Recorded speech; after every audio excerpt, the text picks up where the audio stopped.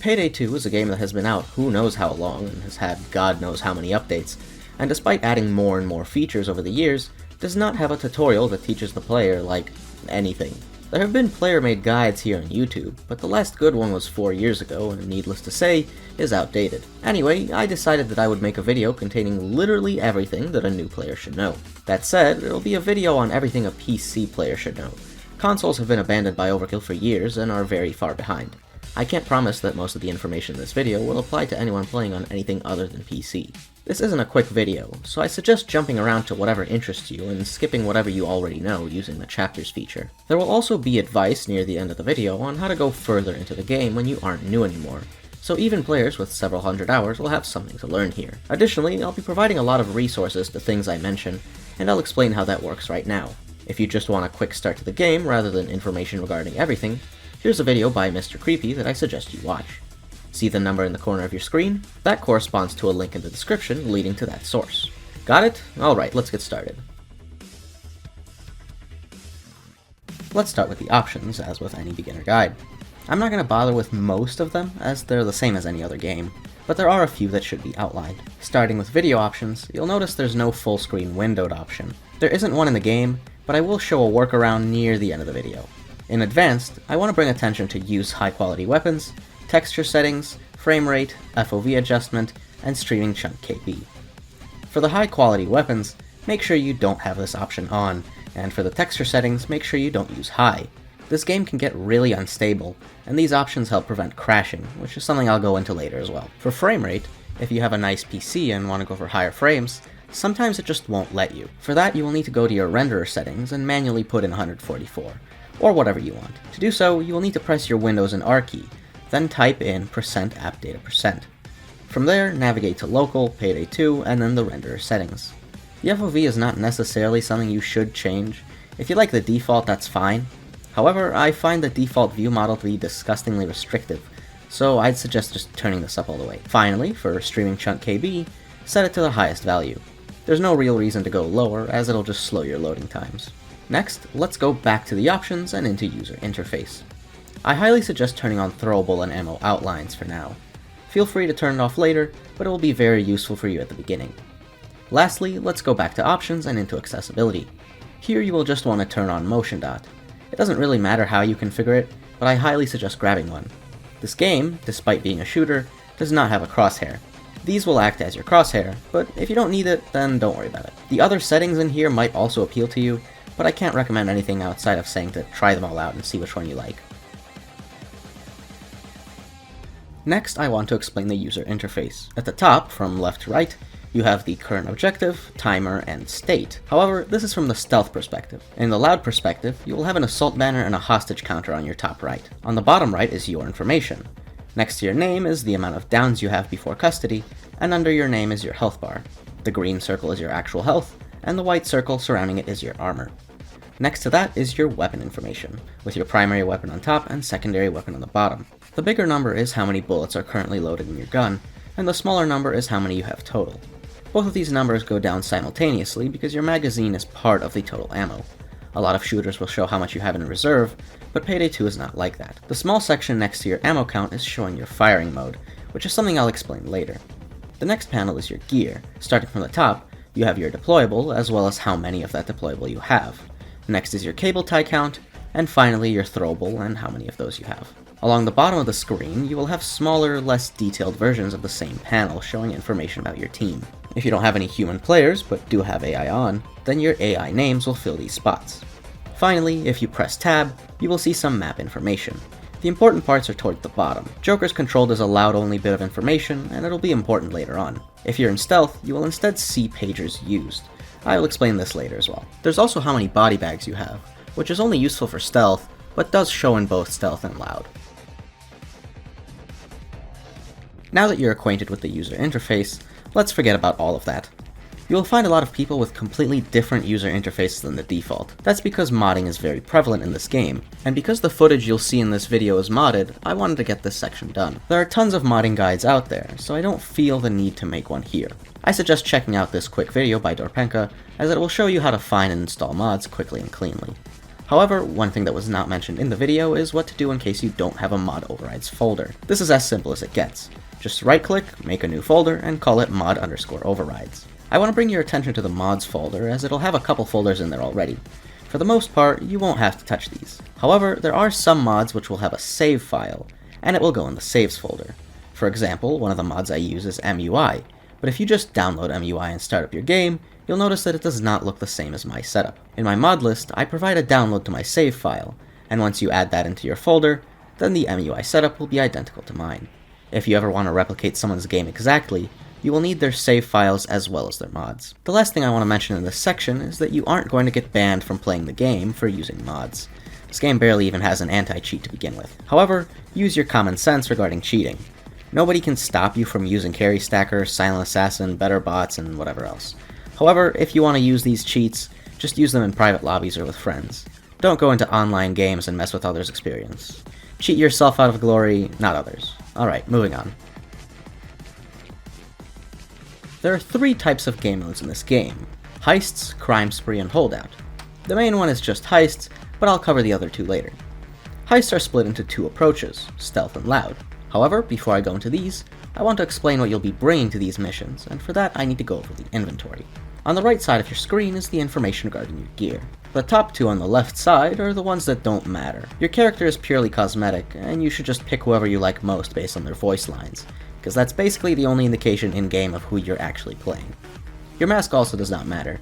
It's just what other players will see on your face when you play with them. To follow up on masks, you have mask customization. You'll pick up materials, patterns, and colors over time through cards every time you complete games, and you can go wild with these. However, once you customize a mask, you can't uncustomize it.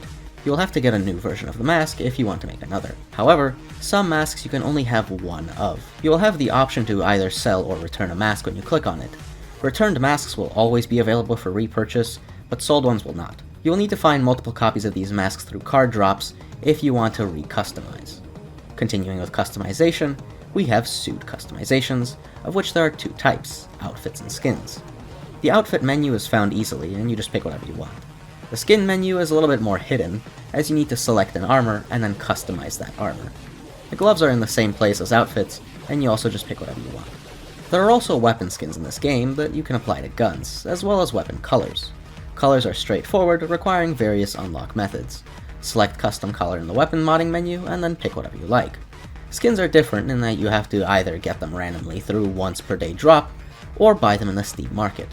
Skins in this game are basically worthless aside from legendaries, and there's no trade-up system or anything like that. I suggest dumping stuff into this Steam account if you don't want to list them on the market. Too many skins can slow down your load times, but unless you're going to have upwards of 5,000 like I did at one point, it won't be a super massive deal. Alright, now on to the important parts of your inventory.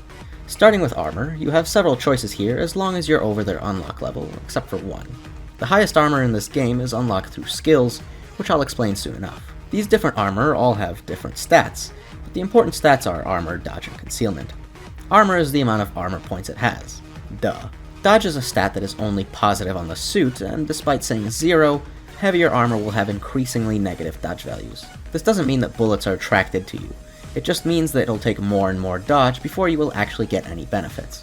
Concealment is the last important stat here, as concealment in general is an important stat. The higher your concealment is, the lower your detection risk is.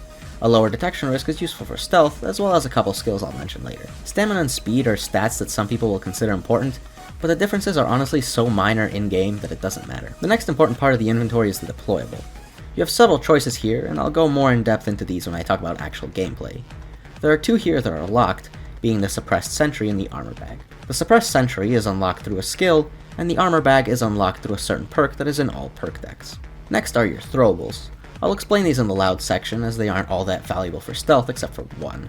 Many of these are locked until you reach a certain level, but many of them are also locked because they require a perk deck. I've mentioned it a couple times already, but now I can talk about perk decks. Perk decks are one of the major determining factors of how the game is played. They're split off into these sections at the top, but to be honest, these sections hardly mean anything. The developers of this game don't really understand how the game is played, and so a lot of these perk decks are just in the wrong categories. You'll gain experience from finishing games, and this experience then converts into perk points, which you can spend here. I highly recommend reaching the 4th perk of one deck before you start the next, as the 4th perk of a deck will allow you to gain experience more efficiently. There's no way to get points back after you spend them, so whatever you start investing in is what you're locked to for a little while. Now, as for what deck you should invest in first, I recommend one of these 3. Gambler, Biker, or Ex-President. These decks aren't super impressive at the highest level of play, but when you start out, these are very good because they provide you with healing from the very first card. This is useful for Loud, as there are no easy renewable sources of health available to new players. Your perk deck does matter in Stealth, but not as much, and I'll get into that later. Now, I gave you 3 decks that I suggest, but I'll go over what all the decks do, since eventually you will want to spread out and try different playstyles. Crew Chief is a team support deck. You provide defensive buffs to your team just by existing, but if you take hostages, you'll get additional buffs. Muscle's a deck that relies around having a big pool of health, and after maxing out the deck, also receives a passive heal every couple seconds. Armor is a deck that buffs your armor and armor regen speed, as well as your team's armor regen speed. After you unlock the 7th perk, you'll also get a 2-second invincibility window when your armor is broken, and that refreshes every 15 seconds. Rogue is a deck that relies around dodge, meaning low armor and skills to make your dodge chance higher. This deck doesn't really have a whole lot more to it, and honestly will teach new players bad habits, so I wouldn't recommend it. Hitman is a deck that buffs akimbo weapons, as well as making your armor regenerate faster. When your armor breaks, it has a guaranteed 1.5 second regen time, which is pretty handy. Crook is a deck that has a blend of armor and dodge. It makes ballistic vests stronger, as well as giving them more dodge. Burglar is a deck that has a bit of dodge, but most of the bonuses it comes with are stealth related. Infiltrator is a deck that increases your damage resistance, which is one of the 2 ways you lower damage from enemies. On top of that, it makes your melee stronger, and also heals you when you hit an enemy with the melee on a 10-second cooldown. Sociopath is a deck that more or less does everything. It gives you armor, stronger melee, damage resistance, armor whenever you get a kill, and health whenever you get a melee kill. This perk deck has a different unlock to any other, and I'll explain that in the DLC section later in this video. Gambler is another team support deck. Whenever you pick up ammo that enemies leave, you and your team will heal. Additionally, the ammo you pick up will go to them as well as you. Grinder is a deck that heals whenever you damage enemies. I would have suggested this one too, however it requires you to wear a suit or lightweight ballistic vest, and if you want to use anything else, well, you can't make the most out of the deck. Yakuza is a deck that gives you more movement speed and armor regen speed the lower your health is. Ex-President is a deck that will give you a little bit of dodge and some bonus health. However, whenever you or a teammate get a kill, it stores health for you to use later. The heavier your armor, the less it stores. Maniac is a team support deck that gives you and your team damage absorption. Damage absorption is the second way to lower enemy damage in this game, and dealing damage to enemies will give you this absorption. Anarchist is a deck that gives you more armor in exchange for less health. Additionally, you will always be regenerating chunks of armor based on your armor choice. The heavier the armor, the slower the chunks regenerate, but in bigger segments. Shooting enemies will also give you chunks of armor. It also comes with the same invincibility that comes with armor. Biker is a deck that will heal you and give you chunks of armor for every kill that you or your team get. Kingpin is a deck you can no longer get due to being taken off the market. I'll go more into detail during the DLC section, but for now just know that it unlocks a new throwable that will let you become temporarily immortal. Sicario is a perk deck that also unlocks the throwable, which all the decks from here on will do. This deck revolves around building dodge whenever you get hit, and then when you dodge, you will regenerate your armor. Stoic is a deck that converts your armor into health. Whenever you take damage, it's spread over time and can either be waited out or cancelled with the throwable that is unlocked. Tag Team is a deck that requires you to tag a player, AI, or convert, and then any kills you or them get will heal both of you and give you absorption. Hacker is a deck that works around dodge. However, the Pocket ECM throwable will stun enemies, and any kills you get during the effect will increase your dodge and heal you. Leech is a deck that is a sort of free alternative to Kingpin after it was taken off the market. Using the throwable will give you a 10-second effect in which your health is split into chunks, and each one being broken gives you invincibility. Copycat is a deck that is hard to describe. It's a sort of custom deck making thing. I wouldn't suggest touching it until you're familiar with all the other decks, as this one creates bootleg versions of the already existing decks with minor changes. Yes, there are a lot of decks, and you will get familiar with what all of them do over time, but for now I would recommend going with the ones I suggested. Some decks are obviously stronger than others, but all of them are viable for high level play.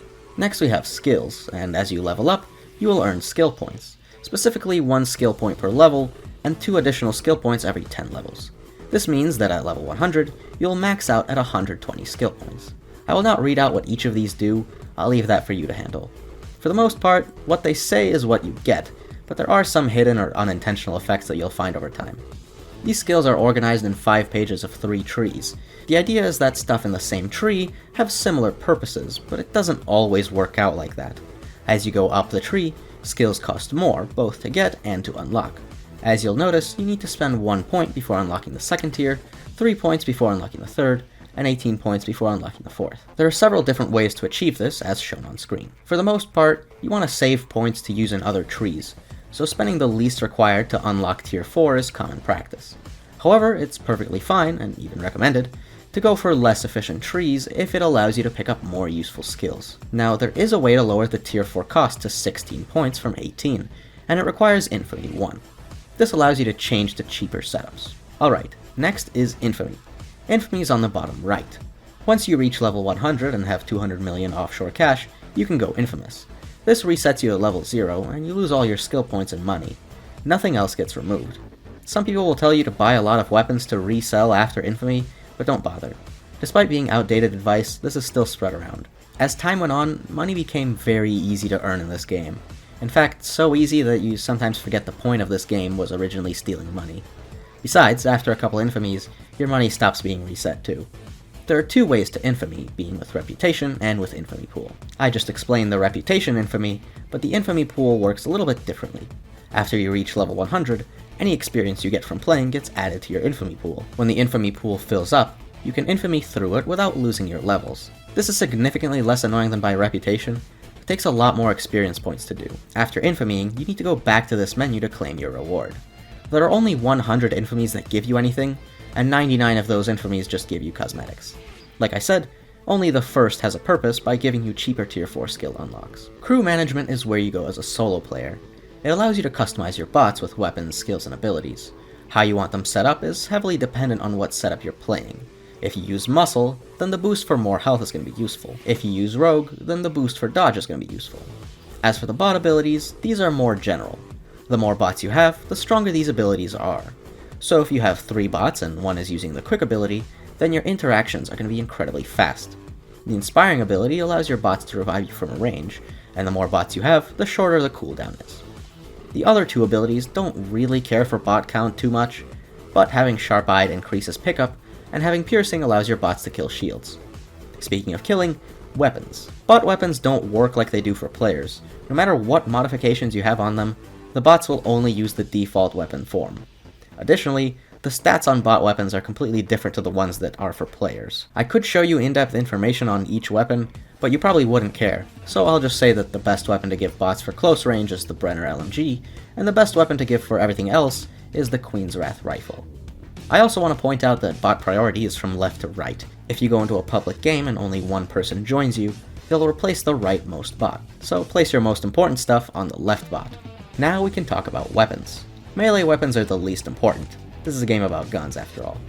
Generally, you use melee to lower enemy health so you can dominate them, but you can also use melee to kill high health targets using some skills. There are 5 stats on melee weapons: damage, knockdown, charge time, range, and concealment. Damage is obvious, but knockdown is less so. It goes through a calculation for enemy stagger, which I'm not going to explain. All you should know is that more knockdown is a higher stagger chance, but this stat is kinda useless because, as I mentioned, melee is not something you really use against regular enemies. Charge time is how long it takes to charge your melee. Hold the button and your damage will increase. Range is also kind of obvious. Concealment I mentioned before for armor, and it works the same here. There are also hidden stats like reswing speed, but that isn't too important. Primary and secondary weapons work more or less the same and just have different weapons in them. In primary weapons, you have rifles, LMGs, shotguns, sniper rifles, special weapons, and akimbo.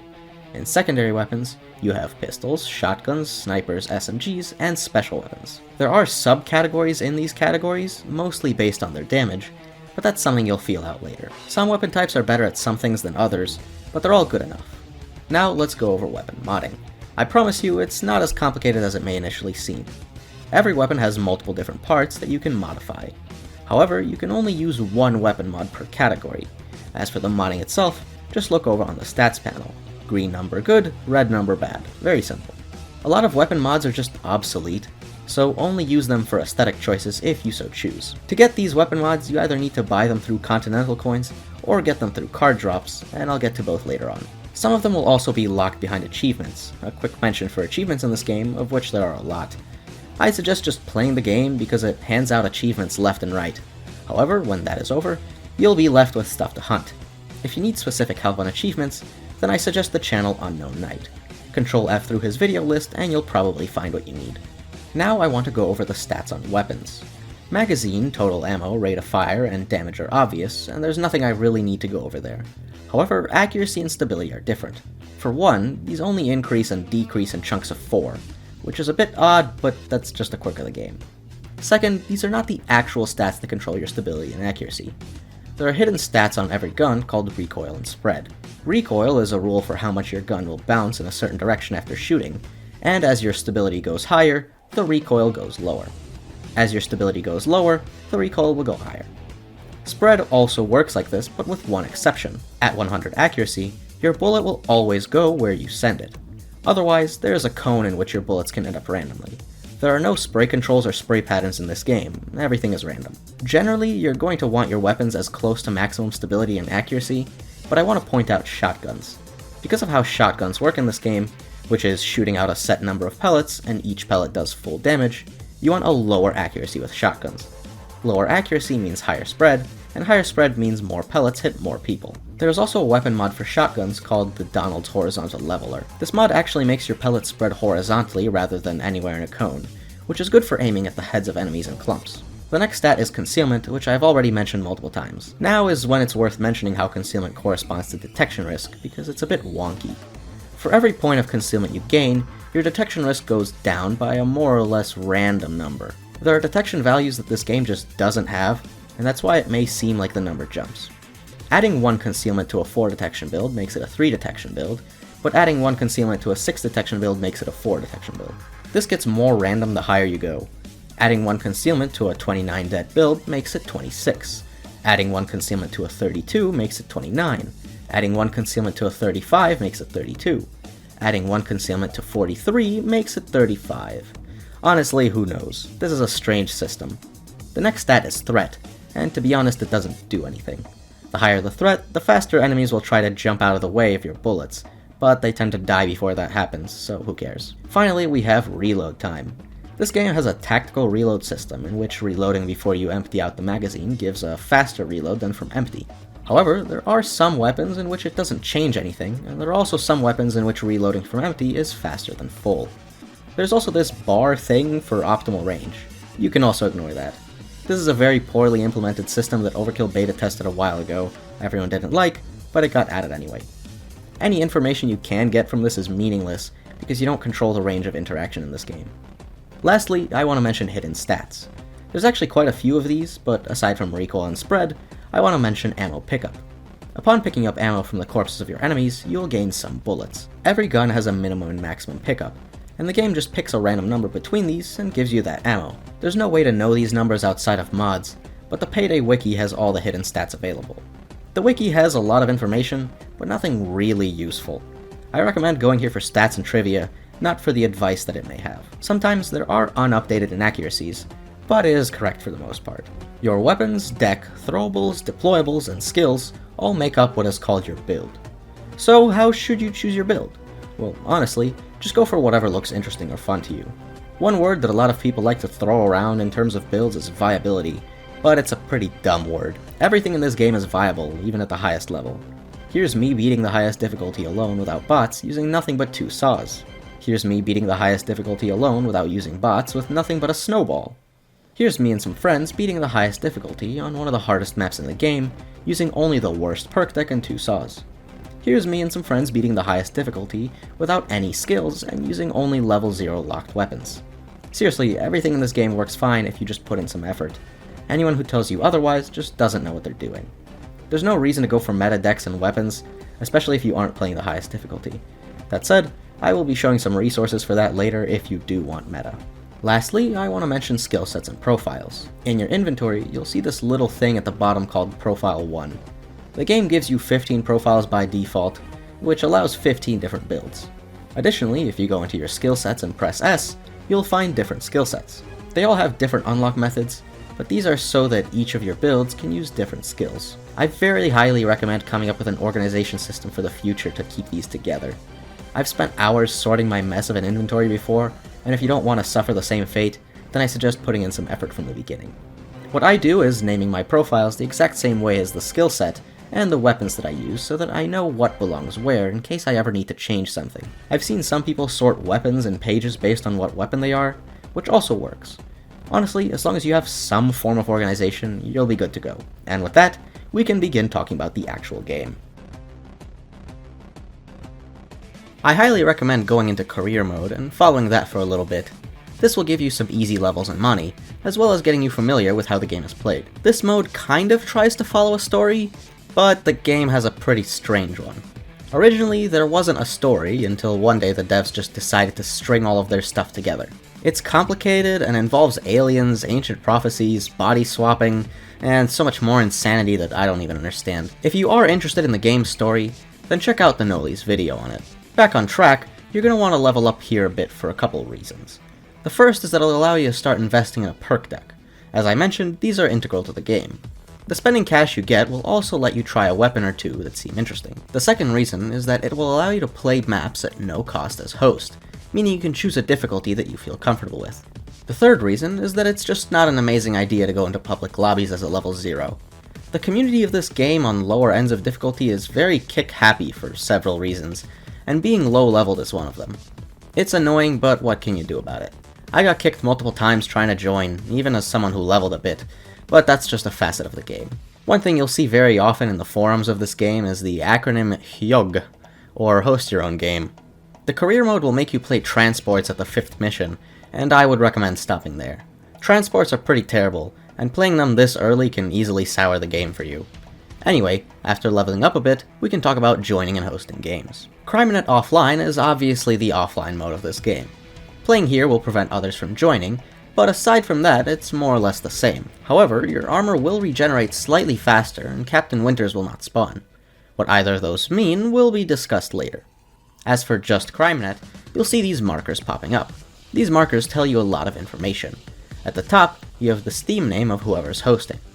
Right below that is the name of the map being played, and below that is the difficulty. The more skulls there are, the higher the difficulty. In the marker is the player count of that lobby. Sometimes you'll see a ghost or a pistol next to the lobby as well, which means that the lobby is playing stealth or loud respectively. However, some hosts set these labels and forget, so they aren't always accurate.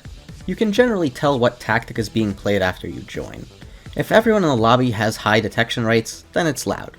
However, not always, so check the crew setup. If you see things like body bags, ECMs, and C4, then the lobby's going stealth. If you see things like first aid kits, doctor bags, and ammo bags, then your lobby is going loud. If you see some people bringing stealth gear and some people bringing loud gear, then you should just align with whatever the host is bringing. Worst comes to worst, just use the chat and ask. However, if there is no little blue ghost, then that means stealth is not possible on that map. At least, sort of.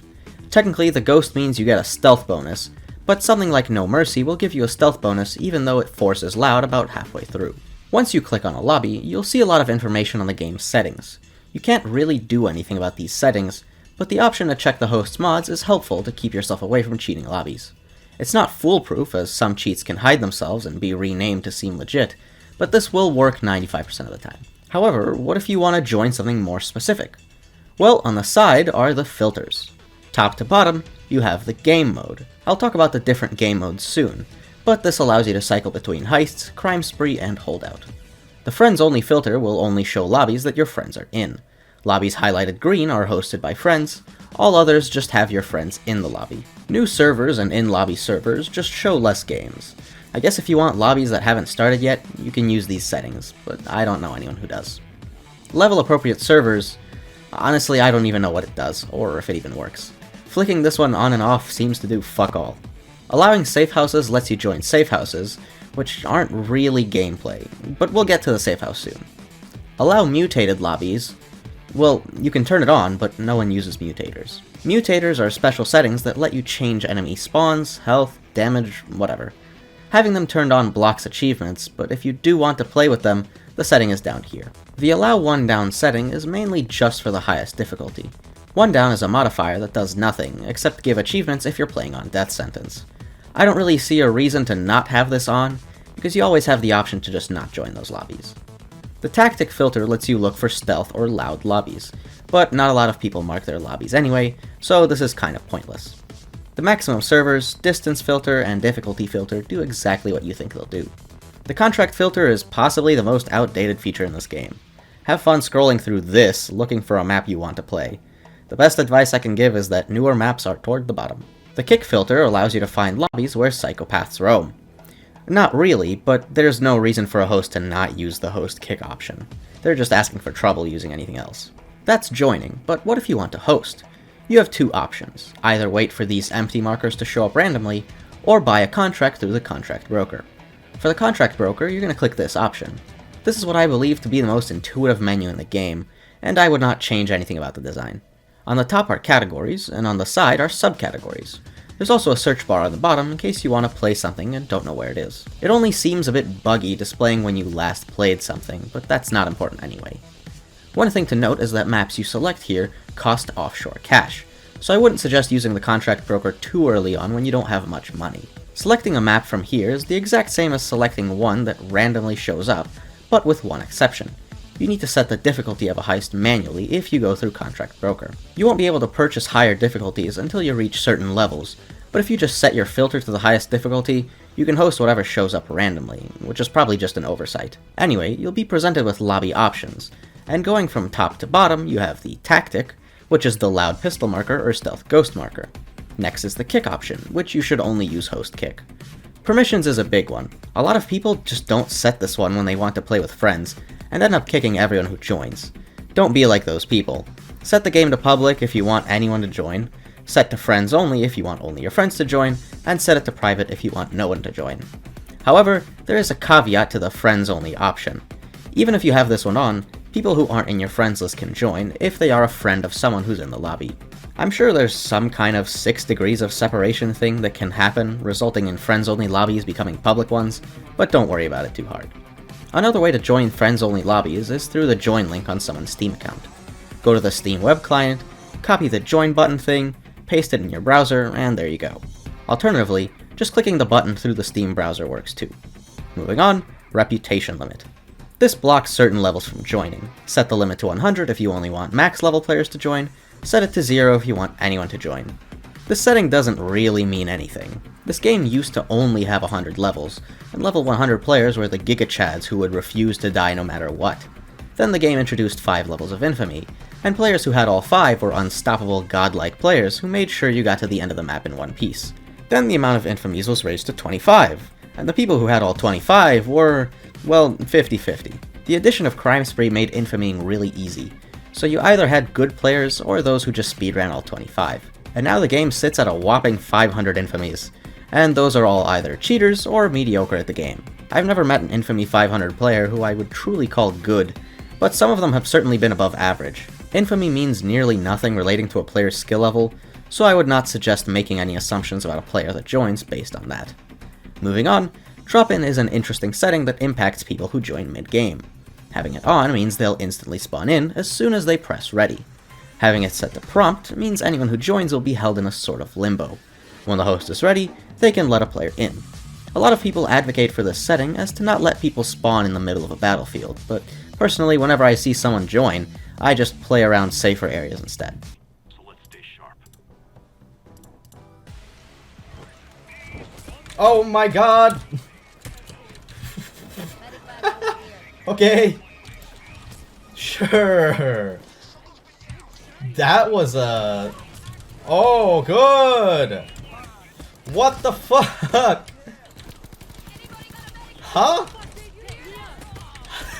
Oh, what is happening? What the fuck was that? Stealth prompt does what prompt does, but only in stealth.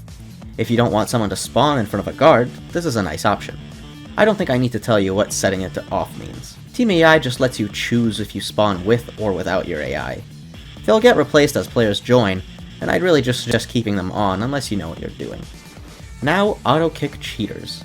This is a strange little option, and if you remember, I said this game has basically no anti-cheat.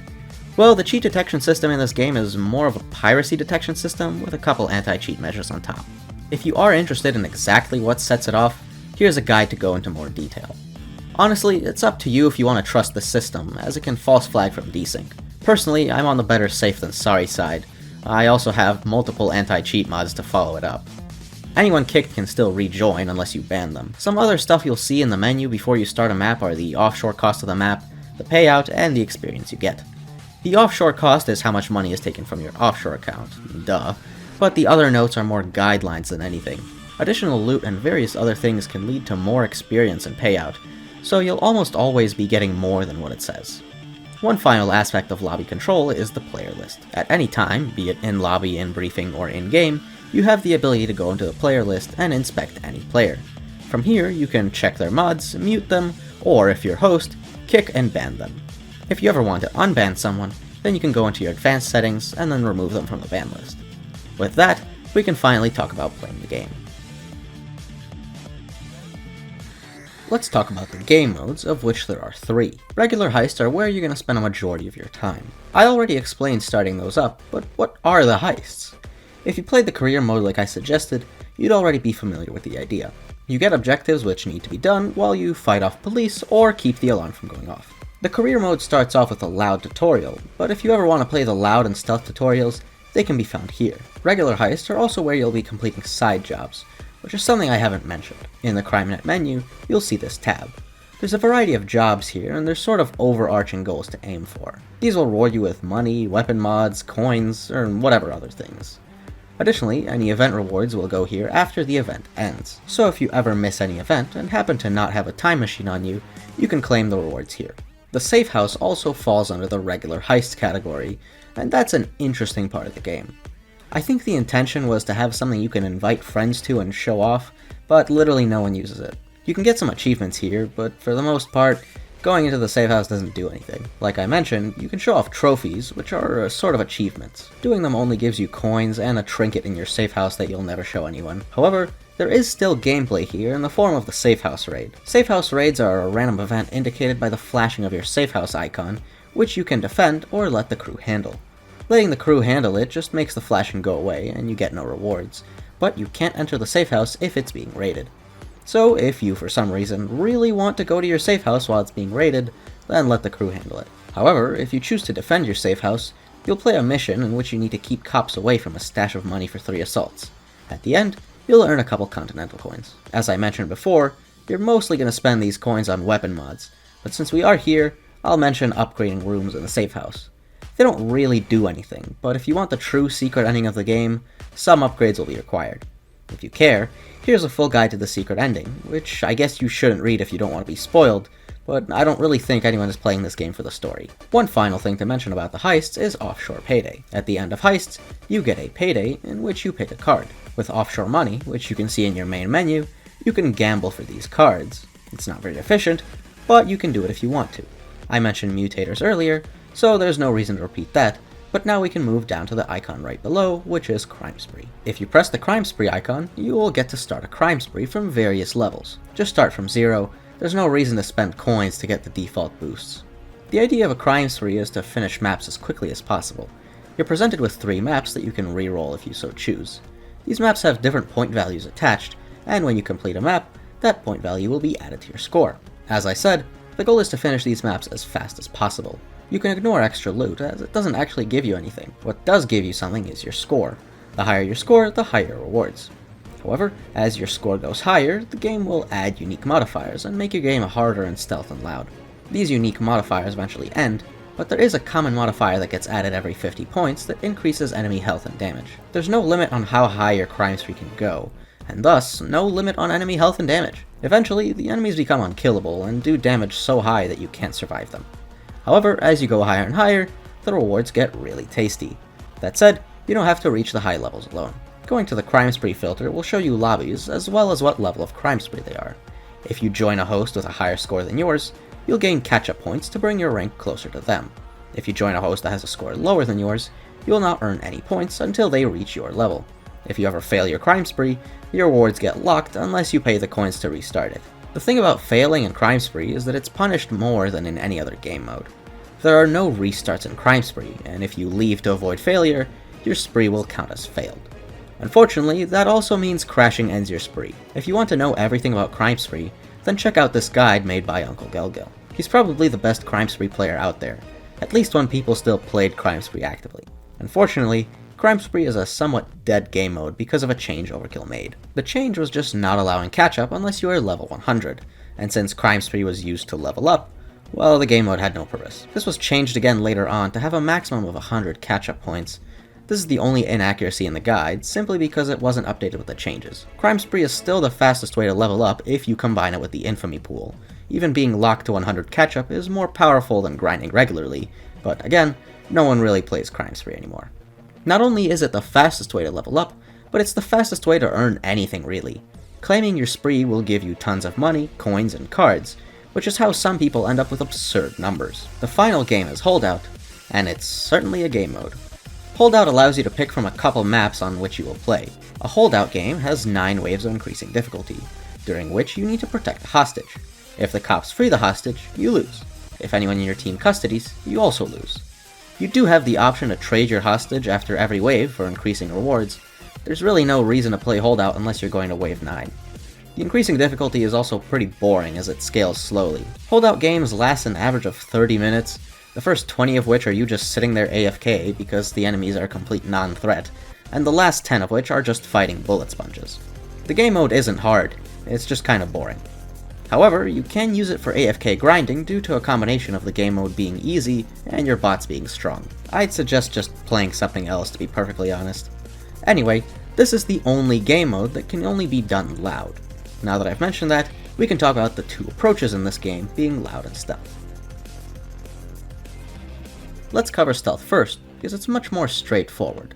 Well, not really. Loud can be boiled down to just shoot enemies until you finish objectives, but there is way more to discuss than there is in stealth. Anyway, starting from the complete basics.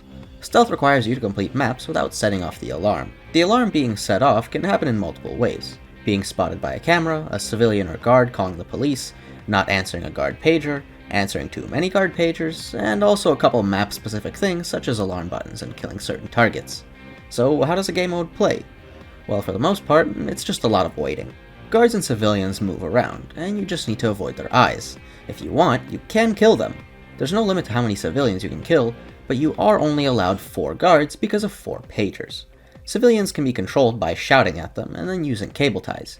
You can then move these civilians around however you please.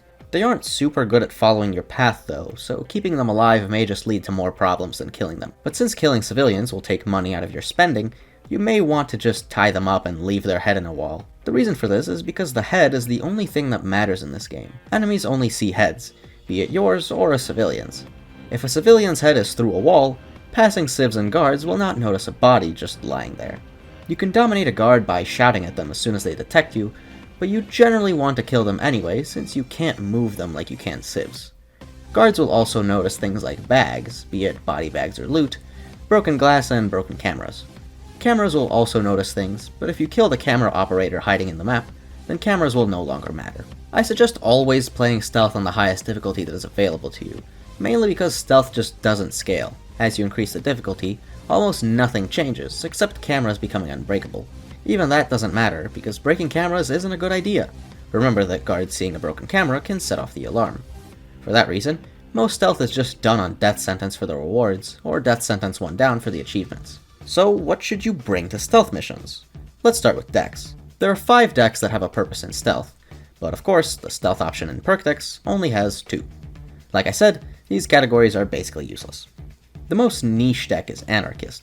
Anarchist gives you increased armor, and pairing it with a skill Transporter Aced allows you to move faster when carrying bags. This is useful specifically for heavy bag moving heists, as different types of bags have different weights.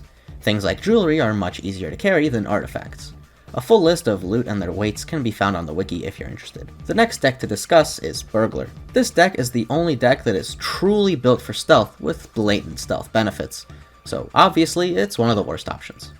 Yeah, the benefits you get with Burglar can be sort of replaced completely by using bot boosts, which allow you to just use a better deck. That said, if you are new to stealth, this deck might be good for you. It allows you to answer pagers and bag bodies faster, which is good for cleaning up mistakes, like accidentally killing a guard in a bad spot. The next deck to discuss is Hacker. This deck has a throwable called the Pocket ECM, which on use, acts as a fully upgraded ECM for 6 seconds.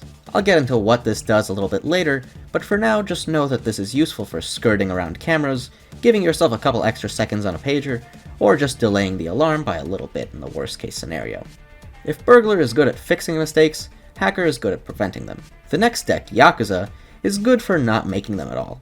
Yakuza doesn't come with any stealth boost inherently, but the lower your health is, the faster your movement speed will be.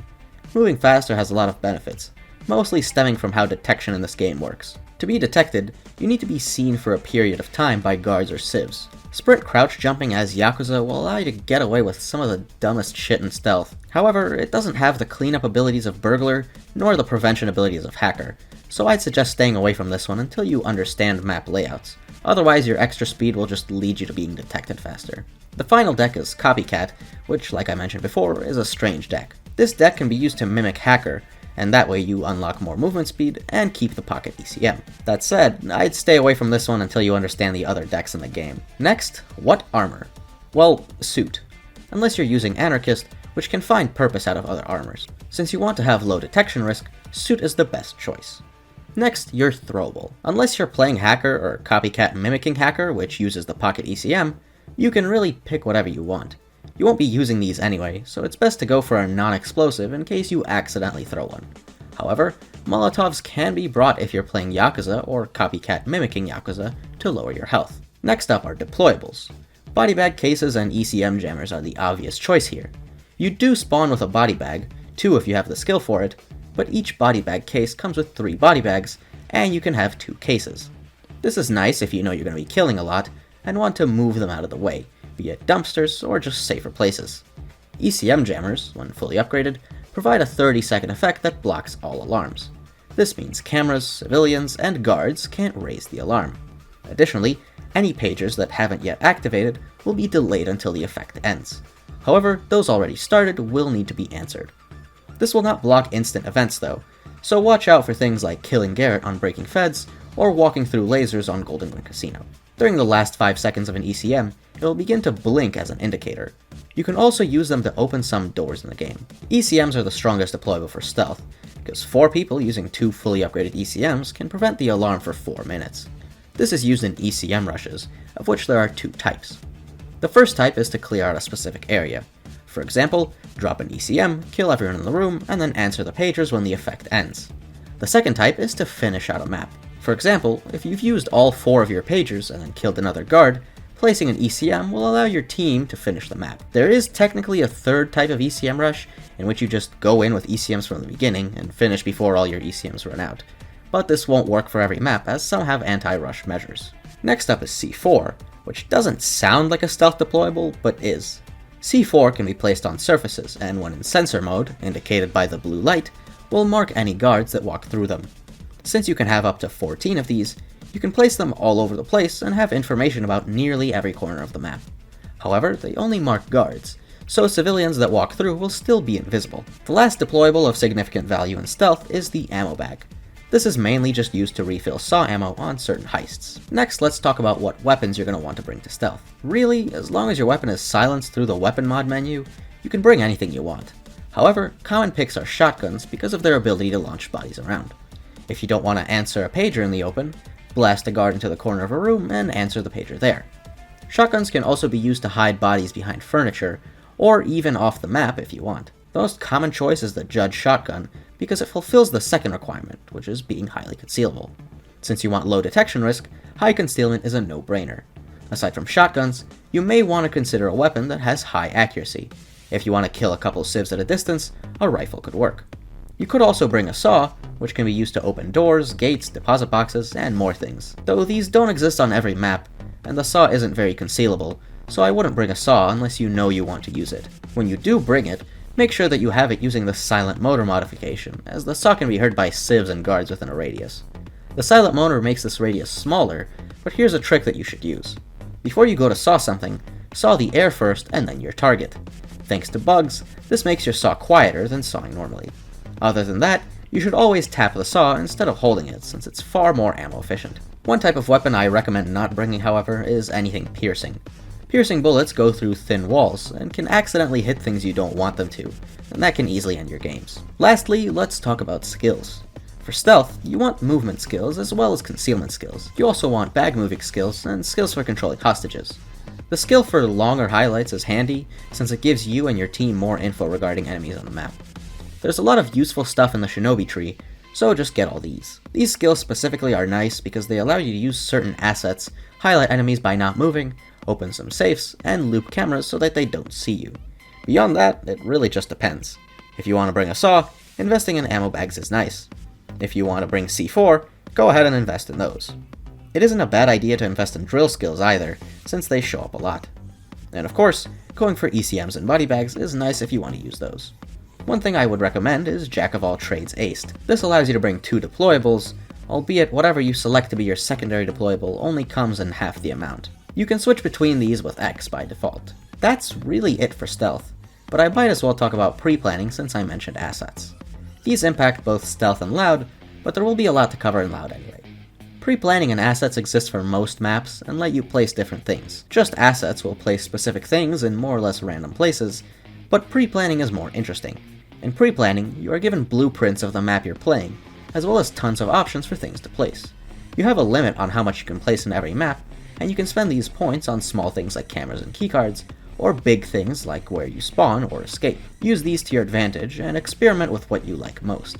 Note that bigger things like spawns and escapes need to be voted on by all players in the lobby. However, you really shouldn't be playing stealth with other people. Since the game is peer-to-peer rather than server-sided, goofy things can happen playing stealth in other people's lobbies. Being spotted by enemies that aren't there, dead enemies raising the alarm, bags being spotted in places they aren't, and many more other issues. You can play stealth with others, I just wouldn't recommend it. I don't have much more to say about stealth, I personally find it kinda boring. But if you are interested in learning more, then I suggest the channel Mark MB. His channel covers stealth, as well as grinding experience. Stealth is generally better for leveling up because you can play the highest difficulty to maximize your rewards, while not having to deal with the actual challenge that comes with it being the highest difficulty. There are also bonuses for beating maps undetected, so yeah. Anyway, let's move on to the most expansive, and my personal favorite part of the game, loud. Where to even start? There's so much to talk about, but let's just start with the basic idea. Playing loud in this game is about pushing through cops to complete objectives and make it out in one piece.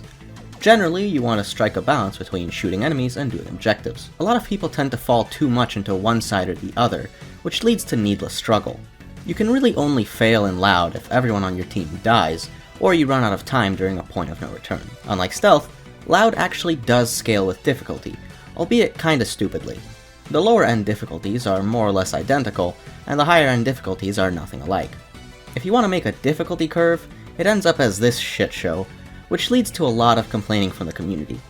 I'll explain exactly what makes the highest difficulty such a departure from the difficulties before it, but let's just go over the difficulties before it. There are 2 types of common enemies, generally called lights and heavies. Heavies have twice the health of lights, and also have body armor to prevent damage from the front to their chest. As the difficulty goes up, the health and damage of these enemies also increases. There's also a headshot multiplier that changes with difficulty. I could list all of these numbers, but that's an awful lot of info and you don't really need to know. On screen is a quick guide to health and headshot multipliers. Damage just goes up with difficulty. Not gonna give you those numbers because it's not super important due to fall off. The further an enemy is from you, the less damage they do, except for the highest difficulty. This is the reason for that atrocious curve I showed earlier. Combine that with the fact that heavies do 225 damage on death sentence, and you can understand why people really struggle with this difficulty. However, I want to say that realistically, death sentence is not as hard as it sounds. The issue is that the other difficulties lull you into a sense of safety that just doesn't exist on death sentence, leaving you pretty unprepared. Other than lights and heavies, which are the common enemies, are special enemies which spice up the gameplay. There are many types, and we'll go through them in order of appearance, and then some special ones even among the specials at the end. Let's start with shields, which will appear on every difficulty. These guys are as straightforward as it gets. They hold a shield in front of them, and you can't shoot through it regularly. As simple as they are, they can be quite dangerous. They can push you around and into other enemies, and if not dealt with, will pester you with bullets until you die. Dealing with them is pretty simple though, as there are a lot of options. Piercing weapons, like sniper rifles and AP pistols, go through the shield. Explosive weapons are pretty effective, be it bolts, launchers, HE shotgun rounds, or even throwables if you want. Other than HE rounds, shotguns can also deal with shields using AP slug and dragon's breath. You can try to run around the shield as they aren't usually capable of tracking you, and in the worst case scenario, you can crouch by their feet. When they go to target you, they tilt their shield downwards, exposing their toes. This is stupid and dangerous, but I'd be lying if I said it didn't get me out of a bad situation every now and then. However, the most common way to deal with a shield is through the skill Shock and Awe. When aced, bullets you shoot into the shield will have a chance to stagger them, and meleeing a shield will guarantee a stagger. Fallen over shields are pretty easy to take care of from there. The next enemy to talk about is the Sniper, which also appears on every difficulty. Unlike every other special, these guys will spawn in set locations and can't follow you around the map. There's a red laser that gives them away, but that's for a good reason. Snipers can be a very serious threat due to their ability to pierce armor. This game has a mechanic in which enemies can't deal health damage to a player while they have armor up, and players use this to their advantage in a strategy called armor gating. The basic idea is that you use small amounts of armor to block large amounts of damage. Snipers do not care for your armor. They'll hit your armor, and whatever damage is left over just goes straight to your health bar. This means they can potentially just one-shot you in certain builds, but that really just means that you should be more careful looking out for red lasers. Dealing with them is simple enough, at least once you know where they are. They have lower health than regular enemies on their difficulties, so a few shots is enough to take them down. Next on the list are tasers, which only spawn on hard or above. These guys are tankier than the common units, and they actually do pretty high damage. That said, the unique part of a taser is their taser. These guys will charge up the taser, indicated by a blue light, and then hit you with it. While tased, you can't move, and if you get tased long enough, you'll go straight to the incapacitated state. That's not their main danger though. Their main danger is tasing you in front of other enemies, who then light you up. Dealing with tasers is interesting. They stop you from moving, but not shooting, so if you can deal enough damage to a taser to stagger them, or even kill them, you'll be freed. Don't worry about being low on ammo when tased, as you actually just get a free reload. Other than that, a teammate can stop the taser with bullets, and even other enemies can interfere. If an enemy walks between you and the taser, the line is broken and you get freed. You can also use the skill Shockproof, but honestly, that's a big point investment for not much effect. Tasers aren't that dangerous unless you're out of position, and can even be helpful due to their free reloads. Getting tased by a lone taser and then killing him can save a couple seconds from the longer reloading weapons. Next are Cloakers. Although these guys have a much higher health bar than other enemies on paper, they're actually some of the weaker enemies in the game. Cloakers have unique headshot multipliers, which are higher than the multipliers for every other enemy. Combined with that, they carry weak weapons that you barely even notice. However, the reason these enemies are special is because of their unique attacks. Cloakers will hide from players behind doors or under cars, and these guys can be a surprise if you aren't used to looking for them. On top of that, they come with charge and jump attacks that instantly incapacitate the player. So what can you do against these scary monsters? Well, first off, just be aware that they exist. Cloakers will only ever down you if you aren't ready for them. Otherwise, they're really weak. Because of the headshot multipliers they come with, 1 or 2 shots are enough to drop them, and since they only run in straight lines towards you, that's not too hard to pull off. You can also use stunning melee on them in risky situations to stop them in their tracks. Bulldozers are next, and like Cloakers, they only spawn on very hard and above.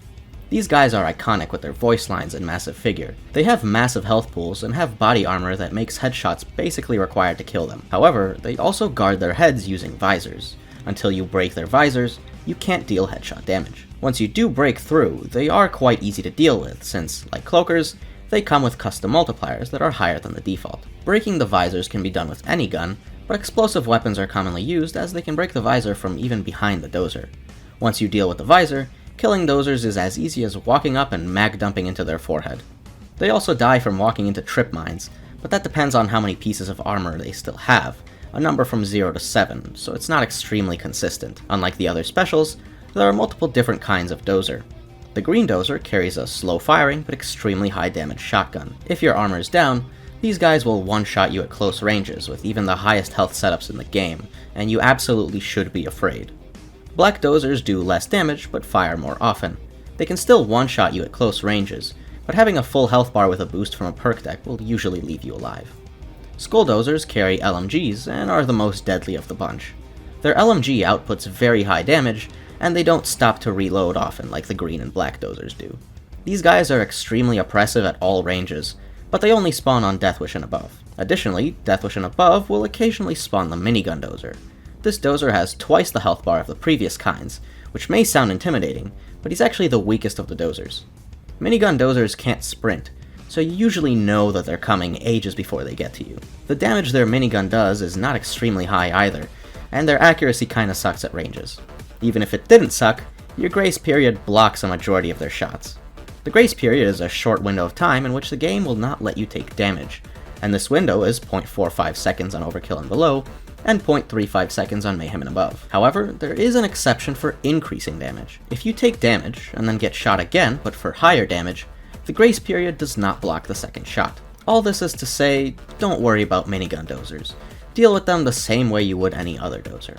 Medic dozers only spawn on death sentence, and aside from dealing pitiful damage, they'll also heal enemies that are nearby. If it's just a common enemy, no big deal. If they heal a skull dozer that has his barrel in your face, well, you have a problem. Even worse, medic dozers can heal each other, and because of a bug, there's no limit to how many can spawn. Every special enemy has a limit for how many can spawn, except for medic dozers and minigun dozers. It's possible to have 5, 6, 7, or even more of these at once, and at that point, they can fuck you over real hard. Finally, you have the headless dozer and titan dozer. These are technically two different dozers, but they act more or less the same. They have half the health bar of a regular dozer, and no head to shoot. Dealing with these guys is either going to be a rough hit to your ammo, or you will need to invest in melee skills. That said, they don't spawn regularly, and they'll only appear on event maps. The last common special enemy is the medic, which only spawns on Overkill and above. They don't have scary weapons, and their health bar is the same as the taser. However, they can heal other units. Like I mentioned with medic dozers, this isn't a problem unless they start to heal an enemy that poses a problem, which makes that problem bigger. To start with the special enemies, let's talk about martial marksmen. These were only added in recently and spawn on every difficulty. They have a high health bar that is between the taser and cloaker. Their weapons do deal a fair amount of damage, but that's only if they hit you. Marshals are programmed to miss their first shot, and their accuracy for every subsequent shot isn't amazing. Even worse, they leave tracers after they shoot, so you know exactly where they are. These guys are a complete non-threat. I don't think I've ever downed to them, or honestly even taken health damage. They only spawn if a game is going longer than 8 minutes, so sometimes you won't even see them. You don't even need to acknowledge them as any different to a common unit. The martial shields currently only exist on one map, but the martial marksmen also started with one map until they were integrated into regular gameplay. Similar to marksmen, these guys are a non-threat. They have regular shield health, but if you break their shield, which you can do by simply shooting enough, they get a health and damage boost. Not that it matters, if you break their shield, you're gonna follow up and kill them too.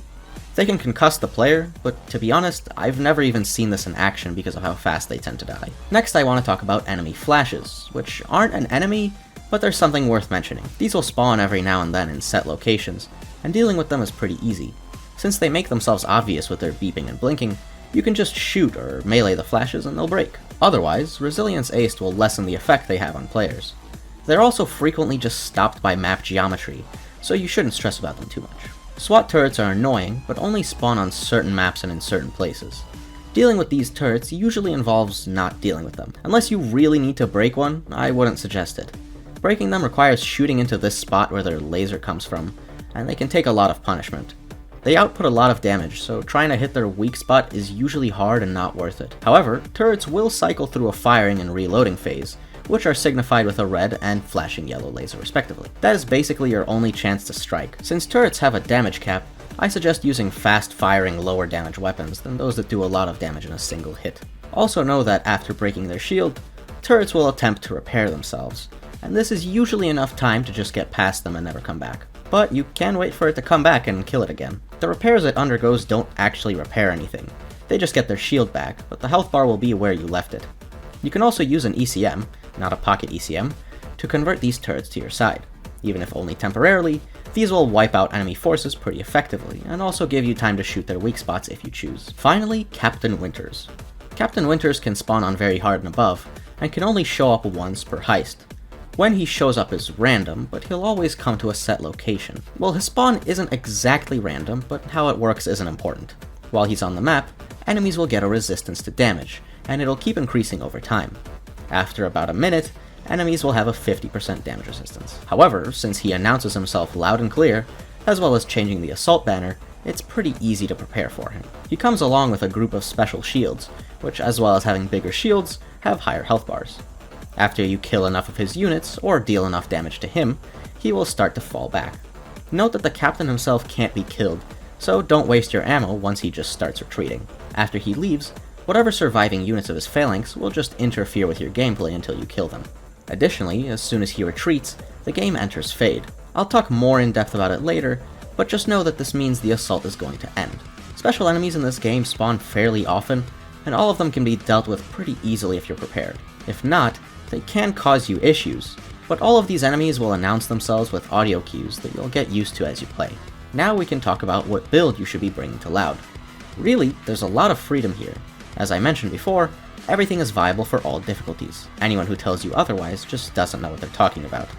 Using that knowledge, you can slap together anything that looks interesting and play it. I suggest choosing a deck and weapons, and then everything else being molded around those. Let's get started by talking about throwables. The most obvious throwable choice is your Perk deck throwable. Some weapons will unlock a throwable designed for that deck, and you should be using that throwable. You don't have to, of course, but they're generally stronger than your other choices. Outside of a Perk deck throwable, the concussion grenade is extremely powerful.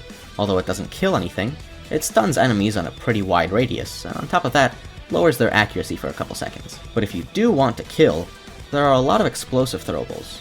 They're more or less the same, but do have some small differences. Next is the Molotov, which can be used to stop enemies from entering a choke point, but it isn't very efficient at doing that. The more common use of Molotovs is for damaging yourself to get Berserker. Viper grenades do what Molotovs were intended for, area denial. They have a massive range that even goes through walls and stuns nearly every enemy that walks into it. However, you only get 2, so use them carefully. Zapper grenades are peculiar, as they just stun enemies like the concussion grenade, but you get less of them and they have a smaller radius. I wouldn't really recommend using them for practical purposes. Finally, you have all the other throwables. Like the explosive throwables, they're all the same with minor differences. Unlike the explosive throwables, you can pick these back up after throwing them, but they can be thrown into unreachable places or off the map, so aim carefully. You can also hold your throwable key for these, unlike everything else, to get some more time to aim. Next up are deployables. Outside of the body bag case, all of these have a use in Loud. First up is the armor bag, as it has the least use. The idea is that you spawn in wearing a suit to try and stealth, and then when it goes loud, you put on your equipped armor. In reality, the armor bag is pretty pointless. Most modern maps follow different stealth and loud lines, so when you stealth far into a map and go loud, it'll more or less just start you over. You'll only see this deployable being used by people who have no idea what they're doing, or people who know what they're doing so well that they're just memeing. First aid kits are a simple deployable.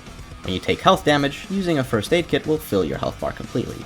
When fully upgraded, you get 14 of these. One very important thing to note is that with the skill Uppers Aced, dying close to a first aid kit will automatically heal you, preventing that death. However, they do not restore downs like the Doctor Bag. Doctor Bags can be used for healing, but a much more efficient way to use them is for refilling downs. By default, you have 3 downs until you enter the Gray state. Going down 1 Gray will put you into custody. However, the skill 9 lives aced will make this number 4, and the modifier 1 down will make it 1, and 2 if you have 9 lives. The number near your name shows how many downs you have left if you don't want to wait until you're Gray to find out. Fully upgraded Doctor Bags have 4 uses, indicated by the amount of blood bags in their case, and you also get 2 of them. These are the most common deployable at the highest difficulty because of the down restoration. People die a ton, and Doctor Bags allow them to keep playing. Ammo bags are pretty straightforward in their purpose. One quirk of these ammo bags is that they don't actually refill bullet counts, but rather percentages. Each one of your weapons can be anywhere from 100% ammo or 0% ammo, and whatever percentage you need to fill is how much will be taken from the ammo bag. 2 empty weapons means 200% ammo needs to be refilled. 1 empty gun means that 100% ammo needs to be refilled. A half-empty gun means 50% needs to be refilled, and you get the idea. By default, ammo bags hold 400% refill capacity, but can be upgraded to hold 600%. Additionally, when upgraded, they have the Bullet Storm ability. The more ammo you refill, the longer you'll have an infinite ammo buff. There's also a bug on the last use of an ammo bag, which will give you a very long infinite ammo buff. Due to Bullet Storm, ammo bags can be considered the most powerful Loud deployable. With some weapons, you can completely wipe out enemy forces, and although you may not refill downs, you don't go down if nothing is alive to down you. C4 is a deployable that can be placed in the red mode to blow up enemies that walk through it, or in the blue mode to mark specials. If you are using the skill Fire Trap, these C4 will also leave behind a pool of fire after blowing up. However, if you place C4 on walls, the area that this fire gets spread to is a little wonky, so I suggest only placing on floors if you want to get the most out of Fire Trap. Along with C4, you also get shaped charges, which can be used to open doors, cages, and a variety of other things. ECMs may seem like a stealth-only deployable, but they can find their uses in Loud. When you first place them down, they will convert SWAT turrets to fight on your side. Other than that, the ECM feedback option will send out a stun in every direction that will hit all enemies with line of sight. They will all be stunned for the duration of the effect, with the exception of cloakers. The feedback actually recharges every 4 minutes, and you'll be able to tell when it's ready by the ECM outline turning green. Just like stealth, upgraded ECMs can be used to open various things. Sentries and silent sentries are a bit confusing. Placing them down will cost 30% of your ammo by default, taken from both your primary and secondary weapons. If you don't have enough ammo, the game will just not let you place the sentry. After you pick up the sentry, you get refunded whatever ammo is left. If it's full, you get everything back. If it's empty, you get nothing back. Sentries are also the only deployable that has an entire tree dedicated to them, but I'm not going to explain the skills. The important thing to know is that the shield that unlocks with Third Law Aced makes your sentry impervious to damage from the front, but getting shot from any other side will lead to damage. Picking up a damaged sentry will instantly repair it, but if a sentry is broken, then you can no longer pick it up at all. Another important skill is Engineering, which unlocks a silent sentry, and also the AP rounds. AP rounds are significantly less wasteful than the default rounds, and you should be using these. The suppressed sentries have a protruding hitbox, which means that they can actually be broken from the front even with a shield, but since they are suppressed, they don't attract enemy attention as much. You generally won't see sentries being used in higher difficulties, since the point cost associated with their tree is very high, and how fragile they can get. However, if you place them in corners, they generally won't break unless something like a dozer takes their attention long enough that they expose their sides to other enemies. Lastly, we have the Ordnance Bag. It has 4 uses, and each use will fully refill your throwable count. This can be handy if you want to spam concussions, but I don't see a purpose to this deployable, and no one else does either. The one upside it has is that there are no skills associated with it, but that doesn't mean you should use it if you don't spec into any other deployables. Even in their base forms, other deployables are more useful than the Ordnance Bag. Next up, Armor. Your armor choice heavily depends on what deck you're playing. Aside from telling you to use dodge decks with Suit, it's hard to set a rule for other decks. Sure, you should use the ICTV with Armor, but you don't have to. Other armor can be used for different purposes. Especially if you're playing lower difficulties, you don't need to worry about armor choice too much. If you remember, the further an enemy is, the less damage they do. This means that even lighter armor can find purpose. On the highest difficulty, the game works differently, and it might as well just be a different game. We'll talk about that later, so don't worry about it for now. Let's talk about skills, the most complex part of Loud building. Unlike Stealth, in which you can more or less grab everything you need, Loud skill setups will have some decision making. You don't have enough points for everything, so you'll need to choose between things you need and things you want. Alright, technically, there's nothing that you need, but there are some skills that you'll have a very hard time justifying not taking. Basic Duck and Cover gives multiple boosts to speed and stamina, and for just 1 point. Every build should have this, unless you specifically want to move slowly. The skill above and to the left is Parkour, the basic version of which increases movement speed further. The skill is very nice on heavier armor, but completely unneeded on lower armor. Scavenger Basic is another extremely precious skill that only costs 1 point.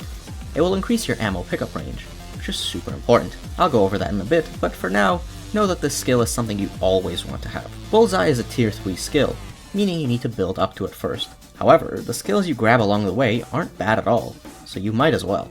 Bullseye itself is very precious because of armor gating. I briefly mentioned armor gating when talking about snipers, but let's go over it again. While you have armor up, damage can't go to your health. Since Bullseye allows you to get armor on command, you can basically block enemy shots for no cost and instantly. This is the single strongest survival skill in the game, and nothing else even comes close. However, the aced version isn't something I recommend.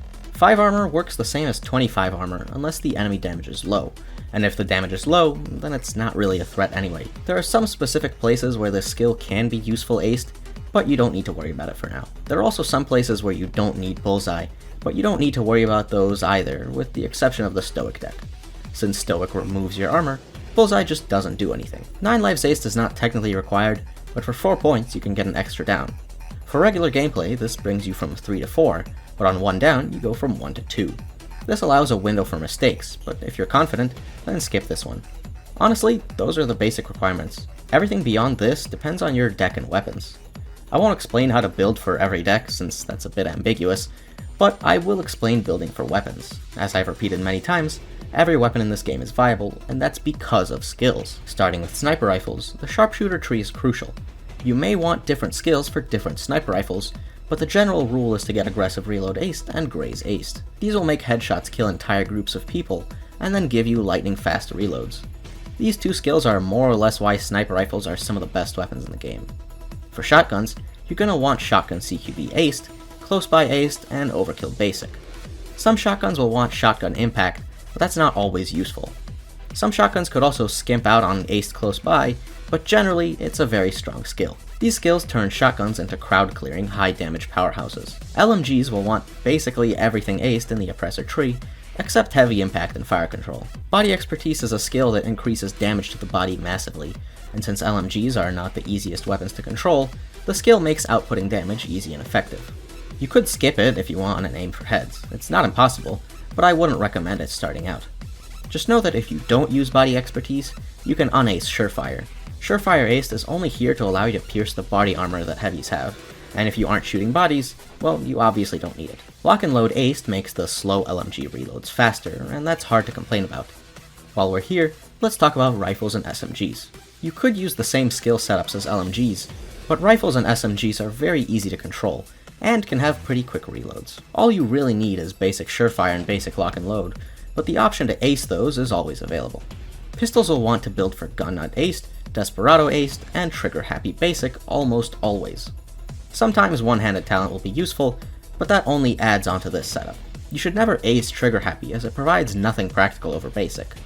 There are also akimbo versions of shotguns, SMGs, and pistols, and if you're using them, just use the same trees I showed, but with the addition of akimbo aced.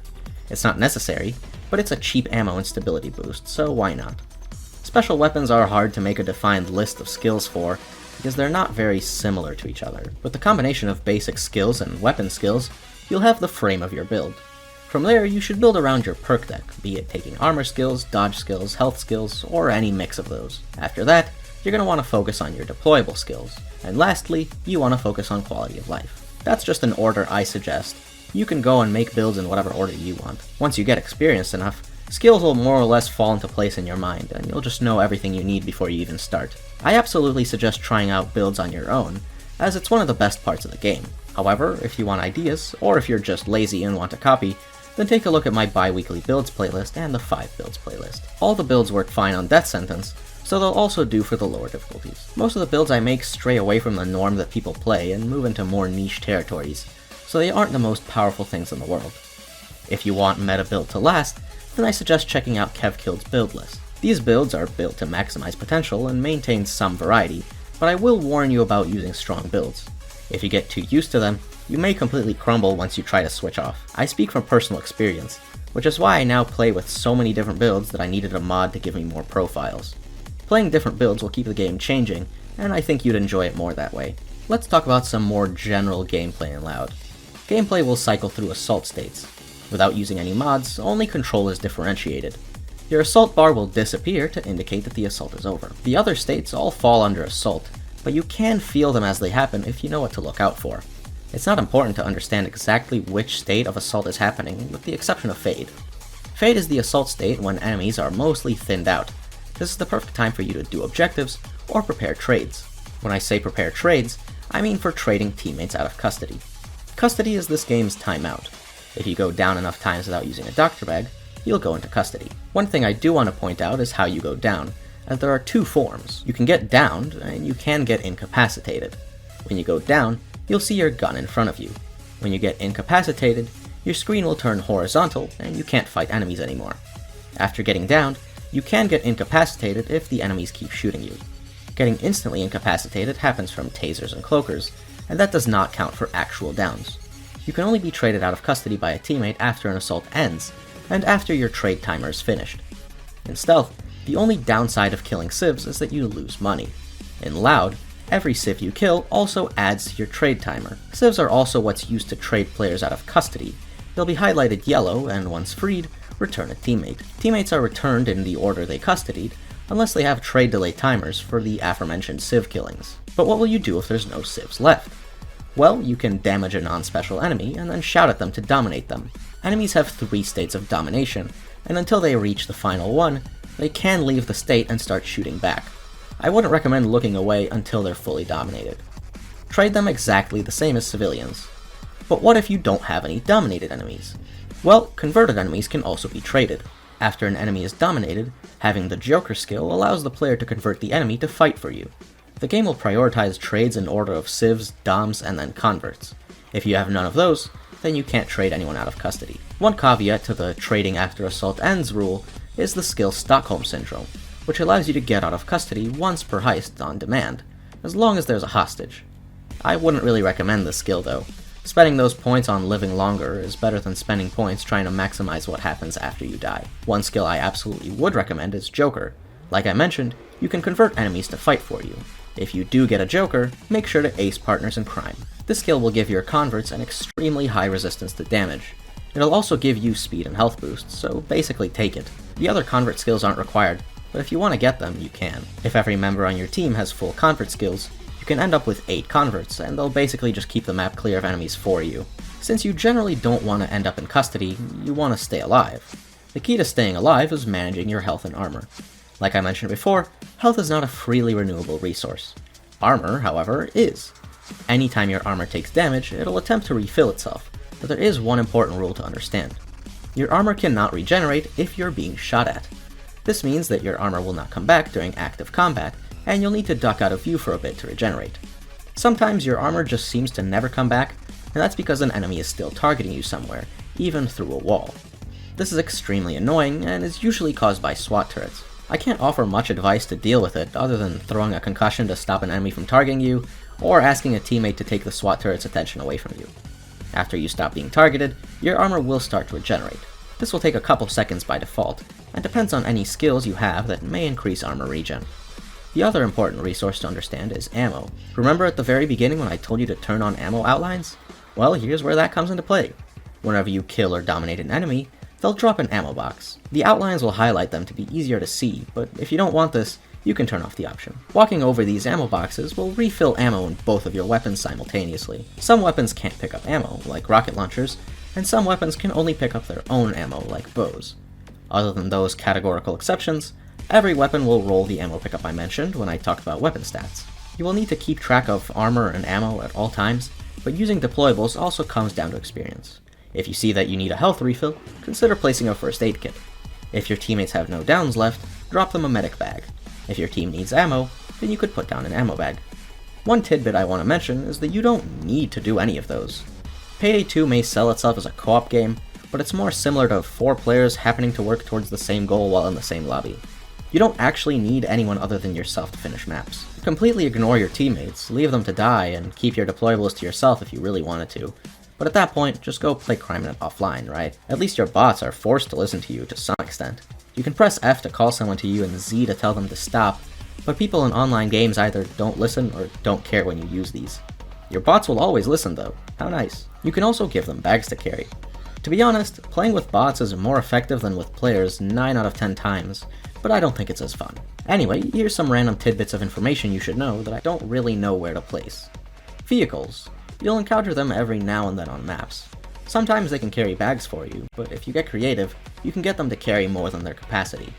I wouldn't recommend doing this as a non-host though, it can often be buggy. Vehicles can also break if shot at enough, but this doesn't happen too often. If it does, then you'll need to get out and repair the vehicles. Some vehicles will let you shoot while on them, and I want to point out the Longfellow. This car appears on some maps, and if you're sitting in the front passenger seat, you can press Ctrl to lean out the window and shoot. An awful lot of people don't know this, but now you do. Crits are extremely powerful, and you can get them through the skills Low Blow and Unseen Strike. Some weapons can't crit, but generally every bullet you fire will have a chance to crit. A crit on body shot will apply the headshot multiplier to your bullet, and a crit on headshot will apply the headshot multiplier twice. I see a lot of people confuse how these work in one way or another, but that's the long and short of how crits work. Interactions are something you'll do a lot during this game. I just want to say that you can't move during interactions, but if you're moving and can't stop, you can still interact with things. This is handy for placing yourself out of danger during some interactions. Bipods are a modification you can equip on LMGs. When using these, you have perfect stability and get an accuracy boost. The surfaces that the game allows you to deploy them on is a bit jank, but use these whenever you can to your advantage. Reload cancelling is something that will become useful to you on higher difficulties. Sometimes you start a reload and then an enemy appears. You can sprint to instantly cancel your reload unless you have the skill parkour aced. I generally recommend to not take it, since the extra speed is not needed, and you also lose the ability to sprint cancel, but if you do have the skill, then you can melee to cancel your reload as well. It isn't instant, so it's not as good as sprint canceling, but it works. You can press V to switch firing modes on weapons which have the option. This is very rarely helpful if you have both skills that only work in single fire, and skills that only work in auto fire. Otherwise, I'd suggest just keeping the weapons in auto and tap firing when you need to.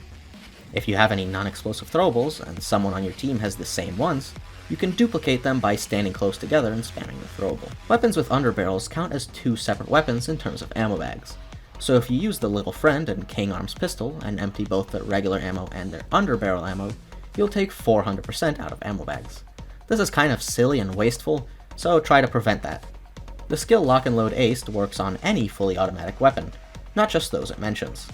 You can get the reload boost on anything from shotguns to even bows. Some perk decks and skills will let you use Panic. Panic stuns enemies for a couple seconds, and it's very, very strong. Don't underrate it. While leveling up, you'll notice that you start to gain levels slower and slower.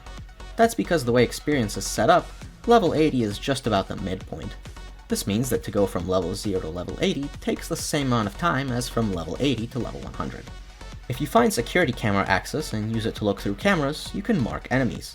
This works both in loud and stealth, but since you don't actually need to do anything, you can just spam click through the cameras to get all the information. There are different factions of enemies that will appear on specific maps, such as Russian mercenaries on Boiling Point or the Mexican police on San Martin Bank, but they're really just the same as regular cops. They do different damage, probably unintentionally, but other than that, it's the same. This is kind of obvious, but I just want to mention that you shouldn't kick people at the end of heists in hopes of getting more rewards. The end rewards aren't split between people, and in fact, you get more rewards if you have more players non-custody at the end of a game. If you ever buy a skin off the Steam market and it doesn't show up in your inventory, start up a heist and then quit. This will reload your inventory and you'll be able to use the skin. And that's basically everything you should know about Loud. The last question is which difficulty you should play, and that's really up to you. I see some people saying that you should be X level before trying Y difficulty, but I don't really believe in that. Try out all the difficulties and see which one fits you most. Some people will push you to play higher difficulties and say that all the others are easy, but you can ignore these people. Almost all the people that say things along those lines are average at best and only use meta setups to survive. Place them on lower difficulties with unconventional builds and they'll flounder around. Alright, say you start to like the game and want to go beyond just what you need to know. I can't tell you everything about this game, there's just too much. But if you want to start collecting more information on niche ideas and stuff I didn't cover in this video, I suggest taking a look at the long guide. This guide has tons of technical information about the game that you can't find anywhere else. However, it's old and some stuff is outdated. That said, you can trust basically everything you will read here outside of the practical advice. Yeah, the guide has great info on technical aspects of the game, but the writer's advice toward the game itself is sometimes just not very good. Another handy resource is this spreadsheet with tons and tons of info. Unreadable as it may be, this has a lot of information about weapons, both enemy and player, that you aren't going to find anywhere else. Another important technical guide is the one on breakpoints. Breakpoints are something you'll use to optimize your builds, since the way damage is applied in this game is a bit odd. Enemy health is split into 512 chunks, and you can only apply damage in these chunks. For the most part, the damage your gun says is what you'll do, but you will find exceptions. If you want to optimize exact damage values to kill enemies in specific numbers of shots, then this guide will prevent you from needing to do any of the math yourself. These guides are all great for strict, factual information, but if you want to improve at the highest difficulty, then you need to look elsewhere. The most important thing to start thriving on the highest difficulty is understanding cover. It may sound obvious, but there's more to it than you may expect. I did a video on this, and you should check it out if you're interested. If you want more specific advice for the difficulty, such as map, skill, and perk deck related advice, then check out KevKilled's DSOD Loud Guide. You will have a very hard time trying to find a better written guide with this type of advice, if one even exists. Though if you want a guide specifically for making builds at a higher level, then check out this guide by Waste. Another nice guide to check out is Bay1K's Guide to Player Damage Mechanics. During this video, I briefly mentioned things like absorption, reduction, and dodge. Bay's guide will explain how all of these work and interact in depth, as well as other elements that I didn't even mention here. And if none of these resources help answer your questions, then go over to my Discord server and ask anything in this channel. That said, people have biases, so sometimes you may not get objective answers, especially when it comes to build advice. Also, check out our extremely important Wawa channel. As for places you shouldn't go for advice, well, there's quite a few. The guide section of Steam is not trustworthy. Finding something good there is like finding a needle in a haystack, Most people that upload stuff there barely know what they're doing themselves. Some larger YouTube channels should be steered clear of. Nowadays, these larger channels upload more or less accurate stuff, but don't go to their older videos for advice. They present some of the most egregious ideas that, even years later, are the sources of misinfo. Additionally, anyone that tries to woo you with their infamy, hours, or FBI file stats should be avoided. These people are desperate to get others to listen to them, and their advice is never good anyway. All of those stats are very, very easy to manipulate, but new players may not know that and get fed bad advice. Reddit generally has good gaming communities, but those for this game missed the mark pretty hard. Misinfo is rampant, and there's a weird dichotomy of housing elitists and anti-elitists alike. Some people will tell you to uninstall if you're playing anything that isn't meta. Others will tell you that you're a shit person for playing anything that's remotely powerful. Like I said, play whatever you want, just try to spice it up unless you want to bore yourself. There are also discords, but I can't really vouch for them. You can go to both the official Payday 2 server and the subreddit server to find players to lobby with, as I'm sure there's plenty of people there, but I wouldn't recommend listening to the advice. I've been banned out of both servers for correcting people, but that was years ago. Maybe the misinfo isn't as bad anymore, but it's not for me to make the call on. Let's quickly talk about some DLC. This game has a lot.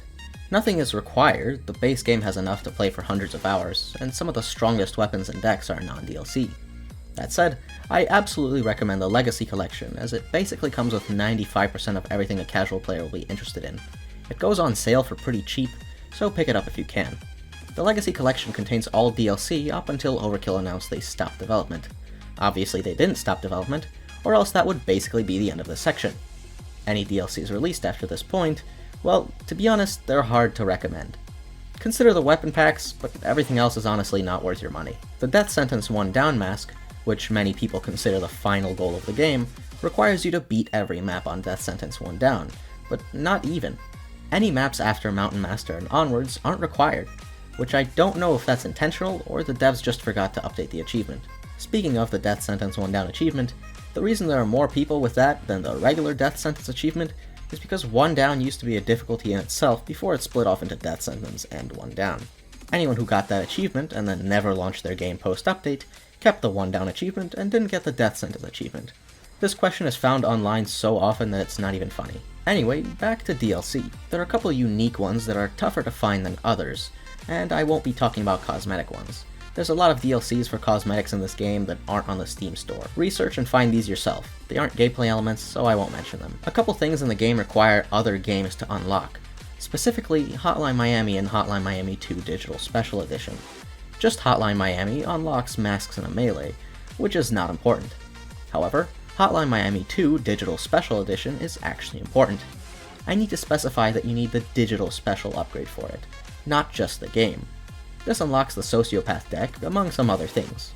If you live in Australia, this game is banned. Overkill used to have a program in which you could prove your Australianness, and they would give you a free copy, but this is no more. However, you can still go on key reselling sites and find a worldwide unlocked key for the game. Just remember, Digital Special Edition, not just the game. Another DLC that locks a perk deck is the H3H3 DLC, and it doesn't come with the Legacy Collection.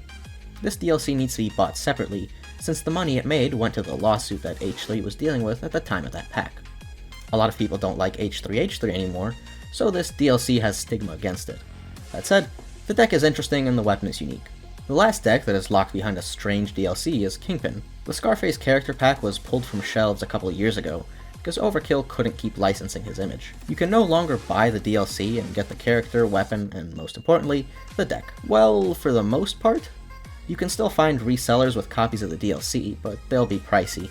If you want to try a riskier way, then try finding a key for the Legacy Collection that was bought before October of 2020. At the time, it was still being called Ultimate Edition rather than Legacy Collection, and it includes Scarface.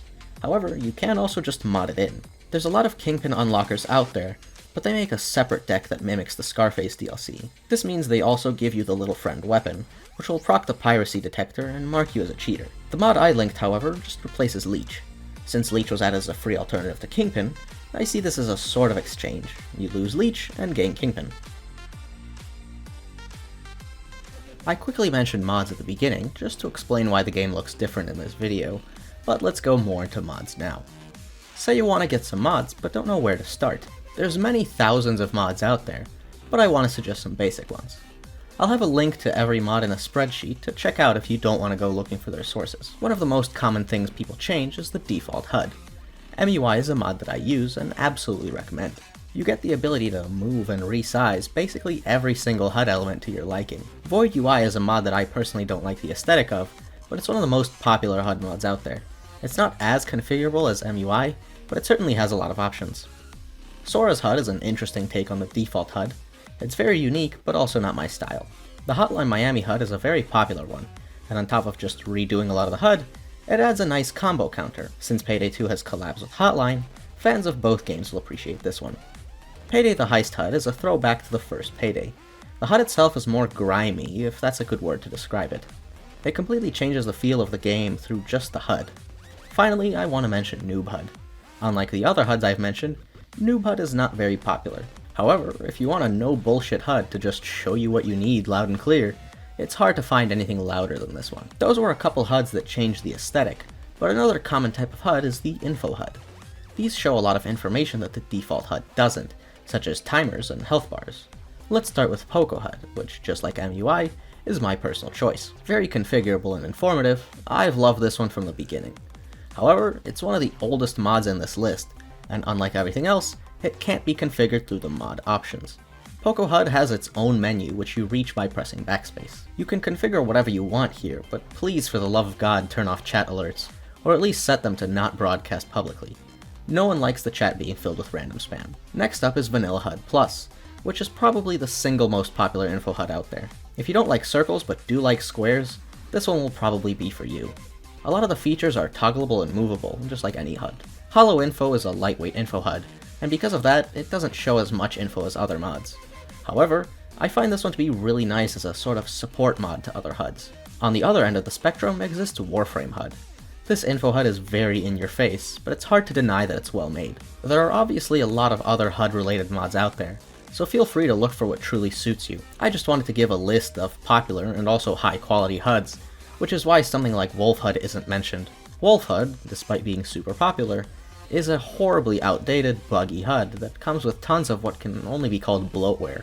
Ever since Vanilla HUD Plus took Wolf HUD's aesthetic and cleaned out the bugs, there's no reason to ever use Wolf HUD again. If you want more than one HUD, you can actually mix and match them to your liking.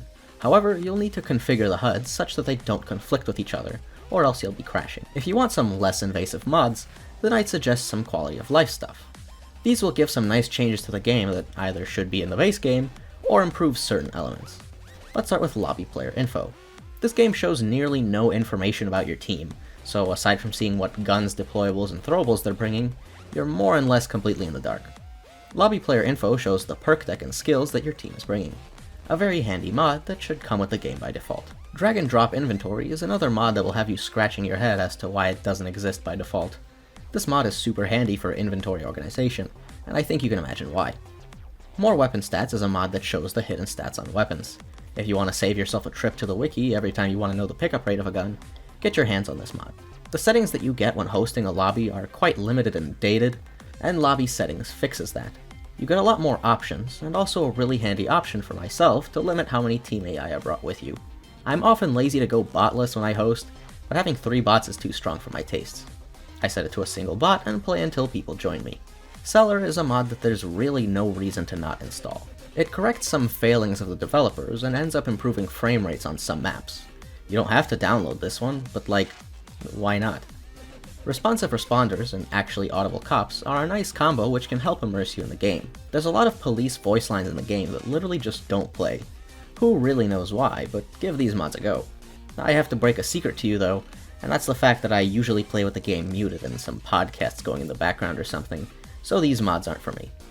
The Good Mod Coin Shop is a neat mod for customization. With this mod, you can buy masks and patterns using Continental coins. This saves a lot of rebuying and hunting for cards, and since it only impacts customization, I don't see a problem with that. No More Ads is a mod that shouldn't have to exist, but does. Overkill will have a banner on the main menu advertising DLC for you to buy, but even if you buy it, it never goes away. This mod removes Overkill's nagging. No Screen Shake is a mod that some people will not want.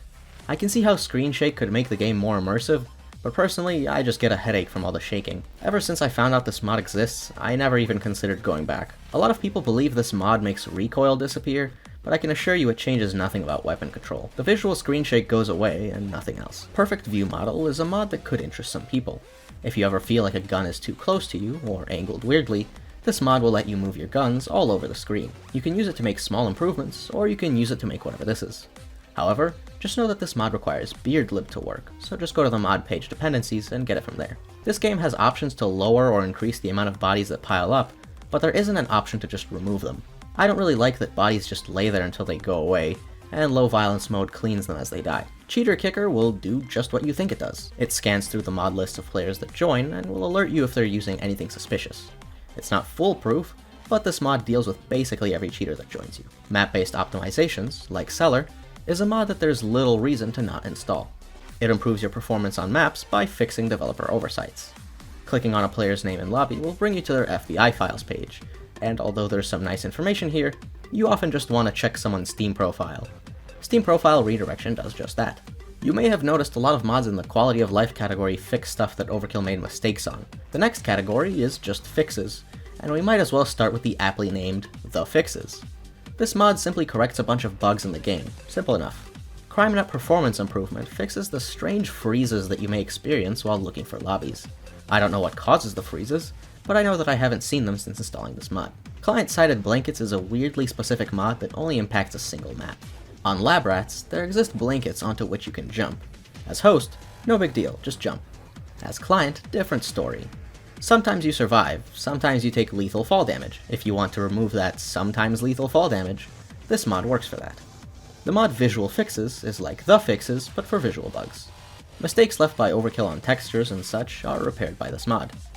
Load Steam Inventory Once is a mod you'll want to grab if you have a lot of skins. God knows why, but your inventory is loaded every time you move between menus, and that causes freezing. Mod fixes it, you know the drill already. Full Screen Windowed is a mod I hinted at the beginning of this video, and it's exactly what you think.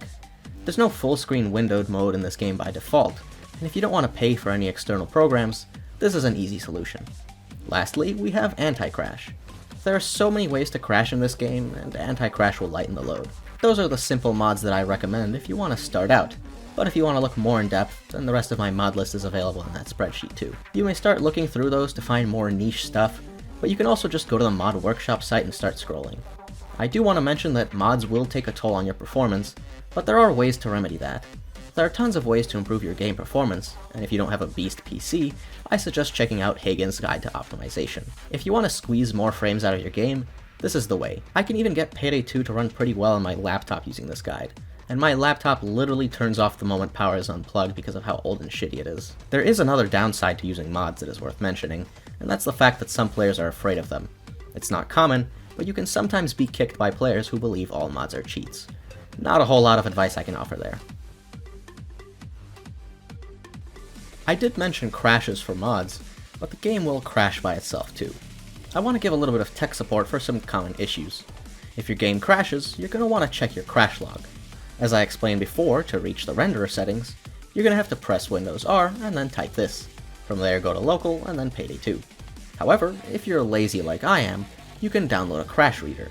It'll just bring up your crash log without needing to go through your files. The website for this program has since gone down, at least it seems that way, but I still have the original zip. Reading your crash log can be helpful, but it can also be useless. If you see access violation, that's the game telling you to go fuck yourself. It crashed, and it doesn't know why. However, other crashes are fixable. Sometimes you'll get C++ exceptions, and if they say something like out of memory, then you should lower your textures. It just means that the game took on more than it could handle, and you'll get this one fairly often if you play texture-heavy maps like White House. If you get a C++ exception that has a path to follow, then follow it until it leads to the problematic mod. Slightly more complex is if you get a detail to where the crash came from, but not the mod. You'll need to look through your mods and find what mod is hooking that line, and then you found your problem. Another way to look for problems is through the BLT log. To be honest, I can't tell you exactly how this one works, because I don't really know myself, but where it cuts off is where the game crashes. Occasionally, you'll see that the game crashed trying to load a certain mod, and that would be something you could try removing for the future. One thing you want to watch out for is deleting mods. If a mod adds a custom weapon in or something like that, and you still have it in your inventory when you delete the mod, your game will likely crash. Make sure you clear out everything belonging to a mod before you delete it to prevent issues. Beyond that, I can't really help you much. I'm not a modding wizard, I just know how to deal with the issues I've run into. If your game is still crashing, you could try verifying your files, or just reinstalling the game. On the other hand, if your game isn't launching at all, then try the past two things, but also try downloading Microsoft Visual C++ 2013 redistributable. And again, I can't do much for help beyond that. This is as far as I've had to go dealing with the game not launching, so anything beyond that is uncharted territory. Another issue you may face is your data being deleted. If this ever happens, don't touch anything and just restart the game. The game will offer you a cloud save from Steam, and just select that. However, if you play a heist, change stuff in your inventory, or do anything that causes the save icon to show up, the Steam save will not work anymore and you'll need a manual backup. If you don't have a manual backup, well, I don't think anything can be done beyond that. I recommend having a manual save just in case. I update mine every couple weeks. Here's a guide that explains all saving and restoring details that you should know. As for what can cause your data to be deleted, well, I'm sure there are many reasons, but here's one common one that can happen. If you try to join a game from before your main menu, your data will be reset. I don't know why, but this has given me a scare several times when I was a new player. Also, since we're on the main menu, I just want to say that you can go to your Steam properties for Payday 2 and type skip intro in advanced settings for the cutscene at the beginning to be skipped. It'll just save you a click every time you launch the game. Sometimes your game will not start, even when everyone in the lobby is ready. This can mean one of two things: someone is joining or someone is desynced. Just wait a bit or rejoin, and that'll fix it most of the time. Another bug that can happen is a black screen when the game starts. Just ask the host to restart, and that'll fix it. And that is literally everything a new player should know regarding Payday 2. How do you think I did? Did I miss anything? Drop anything in the comments, and if you have any questions that haven't been answered, drop those in the comments as well. Even if I don't answer, I'm sure someone else will. When I joined the Payday community, I basically fumbled around until I figured out what I was doing. The in-game tutorial now isn't very good, but it didn't even exist back then. Eventually I was satisfied with my time in the game and quit, but when One Down came out, I returned to the game. At the time, there were basically no good resources for the highest level of play outside of just go read the long guide. Over the years, many good players have popped up and made their marks on the community. But now we have a lot of good resources for players looking to get into the highest difficulty, and nothing for people starting out. I can't even imagine how overwhelming this game can be for someone starting now. As you can see, there's so much to know even at just the entrance level. So I figured I'd bite the bullet and put everything that someone should know into one video. When I started making this guide, I knew that it would be long, but I wasn't expecting it to be this long. I always run through my scripts multiple times before starting work on a video, but I realized that I'd lose my mind trying to do that on a video like this. I sent the script out to a lot of people to check through, and I'd like to thank anyone who did look over and give suggestions. That said, I want to give a special thank you to Bay1K. He went through the script with a fine-tooth comb and helped correct, adjust, and add so many things. And I can assure you that's no small deal for a 35-page, 24,000-word script. He also helped with the list of mods that I suggested, so I'd urge you to check out his channel. I will also link his build guide, as it's the least I could do. Another person I'd like to thank is AnsysG from my Discord, who made the Kingpin mod. My modding abilities are trash, so I asked if anyone could help with that. And the best part is that if something doesn't work, it's not even my fault. Anyway, that's all I've got for you today. For all the new players and experienced players who watch this, I thank you, and hope your year goes well. You'll be seeing more of me then, unless a freak accident kills me horribly. Even if that's the case, I'm not too disappointed about this being my final video.